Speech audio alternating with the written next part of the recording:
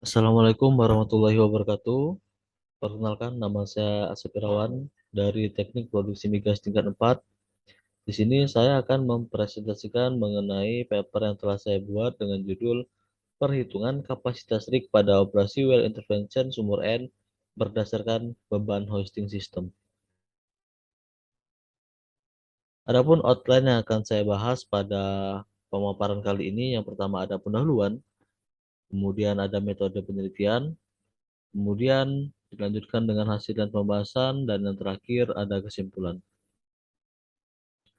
Nah, yang pertama kita masuk ke pendahuluan, di mana hosting system ini merupakan suatu bagian peralatan rig yang memiliki peranan untuk membantu dari rotating system atau sistem putar, serta hosting system ini juga menyediakan atau memberikan suatu ruang kerja yang cukup pada suatu aktivitas pengeboran. Untuk hosting system sendiri perlu disesuaikan dengan aktivitas pengeboran ataupun WOS, serta kebutuhan tenaganya untuk menjalankan agar keperluan beban yang bekerja tidak kurang dari beban maksimal, di mana apabila beban tersebut kurang akan membuat rig tersebut bisa roboh, bengkok, dan sebagainya. Kemudian ada klasifikasi hosting system, di mana terbagi menjadi dua. Yang pertama supporting structure, dan yang kedua ada hosting equipment, di mana untuk supporting structure sendiri terdiri dari substraknya, kemudian ada floor atau lantai pengeboran, dan yang terakhir ada derrick atau menara pengeboran. Untuk hosting equipment sendiri, yang pertama ada drawwalk, kemudian ada drilling line, dan yang terakhir ada overhead tools. Nah, hosting system ini memiliki peranan yang cukup krusial dalam aktivitas pengeboran. Mengapa? Karena sistem ini mengalami sistem yang menerima beban yang paling besar.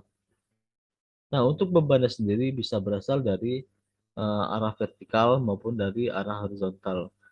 Untuk arah vertikal sendiri biasa beban didapat dari bobot atau berat dari pengeboran sendiri, kemudian didapat dari rangkaian drill string seperti drill collar, drill pipe, kemudian ada juga rangkaian casing jika ini adalah kegiatan pengeboran. Kemudian ada tegangan dari fast line maupun deadline-nya, dan yang terakhir ada tegangan dari blok-blok pada overhead tools. Nah, untuk beban yang bersumber dari arah horizontal biasanya bersumber dari tiupan angin. Jika di offshore tentu anginnya akan lebih kencang daripada di onshore. Kemudian pipa pengeboran yang bersandar pada menara juga menyebabkan beban dari segi horizontal. Dan yang terakhir ada horsepower yang berasal dari drawwalk. Nah, untuk metode yang dilakukan pada studi ini berupa perhitungan-perhitungan yang diperlukan untuk menghitung seperti perhitungan dari brush string sendiri, kemudian perhitungan drag, dilanjutkan dengan perhitungan beban maksimum, dan yang terakhir perhitungan dari kapasitas workload-nya. Nah, apabila semua perhitungan ini telah diperhitungkan dengan baik, selanjutnya kita dapat menganalisa dan memprediksi apakah beban ini mampu ditampung ataupun mampu ditopang oleh rangkaian hosting system yang akan bekerja pada operasi ini. Nah, di sini terdapat beberapa data seperti data yang kita butuhkan, diantaranya seperti data-data kedalaman untuk casingnya sendiri dari kedalaman berapa sampai berapa. Kemudian kita juga butuhkan klasifikasi drill pipe mulai dari ukurannya, termasuk dalam OD ataupun ID-nya, kemudian juga poundernya. Selain DP juga ada tricolor, bit sub, jump sub, dan bitnya juga.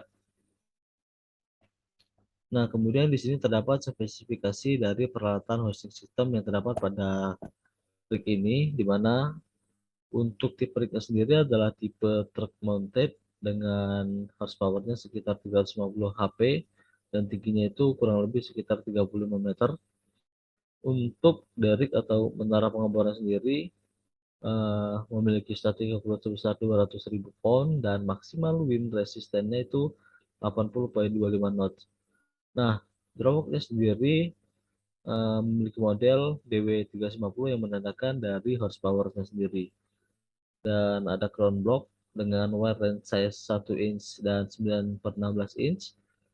Kemudian untuk line to traffic block sendiri diameternya sekitar 6 inch dan drilling line shift memiliki OD sebesar 24 dan 30 inch. Kemudian untuk sand line shift-nya itu sekitar 24 inch. Nah, selanjutnya ada traveling block yang memiliki maksimal retreat-nya itu sekitar 160 ton dengan diameter shift-nya 36 inch. Kemudian untuk link elevatornya ini memiliki kemampuan untuk menahan beban sebesar 150 ton. Nah, selanjutnya apabila sudah diketahui data-data tadi, maka selanjutnya akan diperhitungkan sesuai dengan apa yang akan diperhitungkan. Nah, yang pertama itu adalah berat dari total drilling yang digunakan itu sekitar 39.090 pound.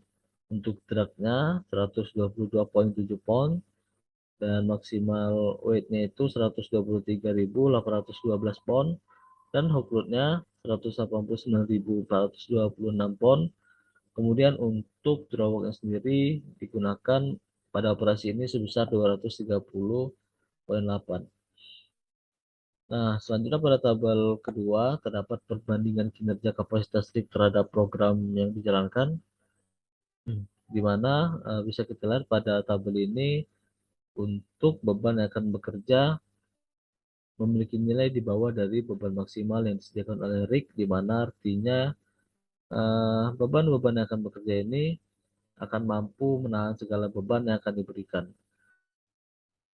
Dan untuk horsepower yang digunakan hanya sebesar 230, sedangkan kapasitas yang dimiliki ada 350 horsepower.